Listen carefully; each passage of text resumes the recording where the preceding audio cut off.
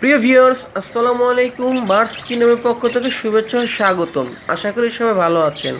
আজকে আমি আপনাদেরকে জানাবো মেল পাখি অর্থাৎ ছেলে পাখি মিটিং করতে চায় কিন্তু ফিমেল পাখি মিটিং করতে রাজি না, অর্থাৎ মিটিং করতে চায় না। তো এই সমস্যাটা অনেক পাখালি ফেস করেন। বিশেষ করে যারা নতুন পাখাল আছেন তারা বুঝতে পারে না আসলে কী কারণে ফিমেল পাখি মিটিং করতে চায় না। তো এই বিষয়ে আজকে আমি আলোচনা করব।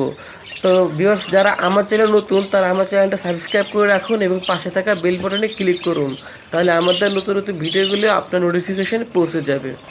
তো চলুন শুরু করা যাক।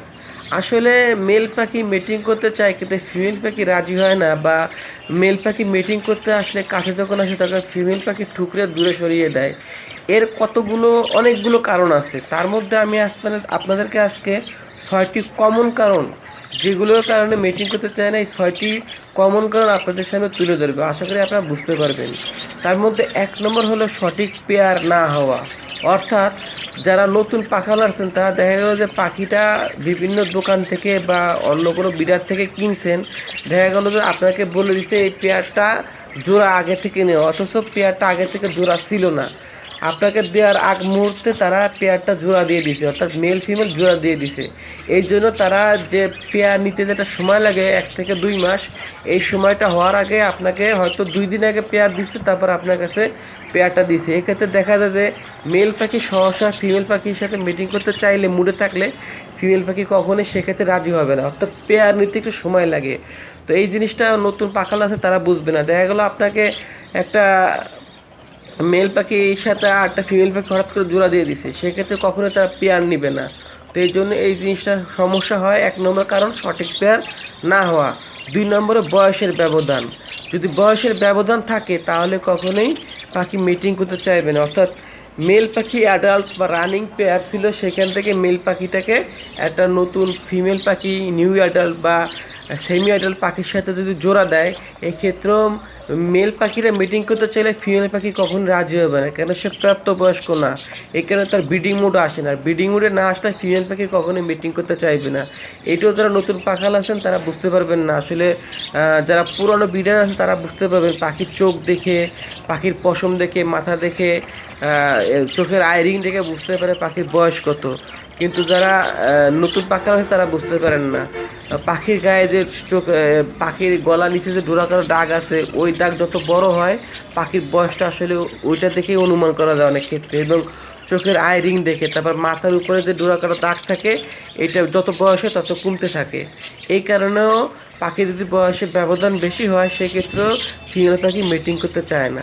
3 নম্বরে মেল পাখি যদি ফিমেলের পছন্দ না হয়, অর্থাৎ ছেলে পাখিকে যদি মেয়ে পাখির পছন্দ না হয়, দেখা গেলো একটা পেয়ার জোড়া দেওয়া হয়েছে কিন্তু ওই মেল পাখি থেকে ফিমেল পাখির পছন্দ না, অর্থাৎ তার সঙ্গী হিসেবে তাকে পছন্দ না, সেক্ষেত্রেও কিন্তু ফিমেল পাখিটা মেল পাখিটার সাথে মিটিং করতে চাইবে না। মেল পাখিটা সহজে মিটিং করতে চাইলেও, এটাও একটা কমন কারণ। আর একটা কারণ আছে 4 নম্বরে ক্যালসিয়ামের অভাব। যদি ফিমেল পাখির শরীরে ক্যালসিয়ামের অভাব হয় সেক্ষেত্রে কখনোই পাখি মিটিং করতে চাইবে না, কেননা ফিমেল পাখি ডিম পাড়ার জন্য প্রচুর ক্যালসিয়াম তার শরীরে জমায় ব্রিডিংয়ের আগে। যদি তার শরীরে ক্যালসিয়ামের ঘাটতি থাকে, ক্যালসিয়ামের অভাব থাকে, পাখি যদি দুর্বল থাকে, সেক্ষেত্রে ফিমেল পাখি মিটিং করতে চাইবে না।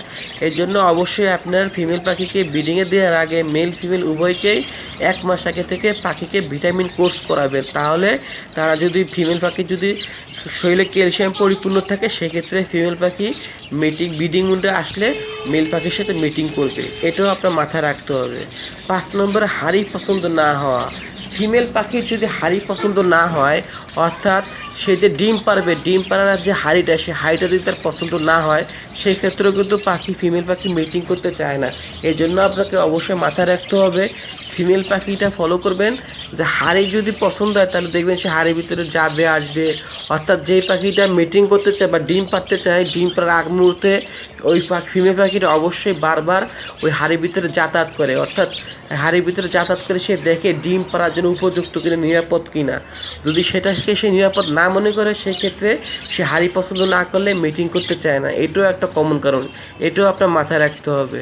যদি হাড়ি পছন্দ না হয়, হাড়ি চেঞ্জ করে দিতে হবে। 6 নম্বরে অনিরাপদ স্থান। ফিমেল পাখির যদি ওই জায়গাটা যেখানে আপনি খাঁচা রাখছেন সেই খাঁচাটা যদি তার কাছে নিরাপদ মনে না হয়, পাখি যদি ভয় পায়, সেক্ষেত্রে পাখি মিটিং করতে চায় না। যেহেতু তার ভিতরে একটা ভয় থাকে যে এখানে আমার ডিম পারবে, বাচ্চা হবে, এই বাচ্চাগুলো নিরাপদে বড় হবে কি না, এই ভয়টা যদি তার ভিতরে থাকে, তাহলে সেই পাখি মিটিং করতে চায় না। এর জন্য আপনাকে মাথায় রাখতে হবে, এমন একটা জায়গায় পাখির খাঁচা রাখবেন যেখানে মানুষের যাতায়াত আনাগোনা কম, মানুষের শব্দ কম, আওয়াজ কম, এমন একটা জায়গায় আপনি পাখি রাখার চেষ্টা করবেন। সেইখানে শুধু আপনি যেতে পারবেন, অথবা দিনে দুই একবার কেউ দেখতেও যেতে পারে, কিন্তু বারবার যদি যায় বা দেখা গেলো আপনার বাসায় কোনো বাচ্চা আছে, সে খাতার সামনে গিয়ে যদি খাতা যদি ধাক্কা দেয় জোরে, পাখি যদি ভয় পেয়ে যায় একবার, সেই পাখি কিন্তু সহজে মিটিং করতে চাইবে না। এটাও আপনার মাথায় রাখতে হবে। এই জন্য আপনার খাঁচাটা একটা নিরাপদ স্থানে রাখবেন।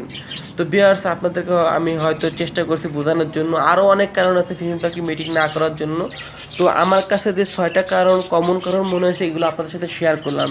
আশা করি আপনার ফিমেল পাখি যদি মিটিং করতে না চায়, আপনি এই জিনিসগুলো খেয়াল করবেন। এই 6টা জিনিসের কোনো একটা যদি ঘাটতি থাকে, আপনি সেটা পূরণ করার চেষ্টা করবেন, সেই সমস্যাটা সমাধান করার চেষ্টা করবেন। আশা করা যায় আপনার ফিমেল পাখি ব্রিডিং করবে। তো ভিউয়ার্স, আজকে এই পর্যন্তই। যদি ভিডিওটি আপনার ভালো লাগে, অবশ্যই আপনি একটা লাইক দিবেন এবং কমেন্ট করে জানাবেন ভিডিওটি কেমন হয়েছে। ইনশাল্লাহ আপনারা আমাদের সাথে থাকলে আমি আরও ভালো ভালো ভিডিও তৈরি করব। তো এই জন্য আমার চ্যানেলটা সাবস্ক্রাইব করে রাখুন। আর আমি সবসময় চেষ্টা করি পাখি সম্পর্কে নিজের অভিজ্ঞতা থেকে, এবং যারা বড় বড় পাখাল বা বিজার আছেন তাদের অভিজ্ঞতা থেকে জেনেও আমি আপনাদের সাথে কথা শেয়ার করি। এবং আপনাদের যদি যারা ভালো মতামত থাকে, সেগুলো আমার সাথে শেয়ার করবেন। আমারও ভুল হতে পারে বা আমারও জানার অনেক কম থাকতে পারে। তো আমার যেটুকু বলার বোঝার আমি আপনাদেরকে বুঝিয়ে দিলাম। তো যদি আপনাদের ভিডিওটি ভালো লাগে, তো আবার রিকোয়েস্ট করছি একটা লাইক দিন এবং চ্যানেলটি সাবস্ক্রাইব করে আমাদের সঙ্গেই থাকুন। আজকে এই পর্যন্তই। আল্লাহ হাফেজ।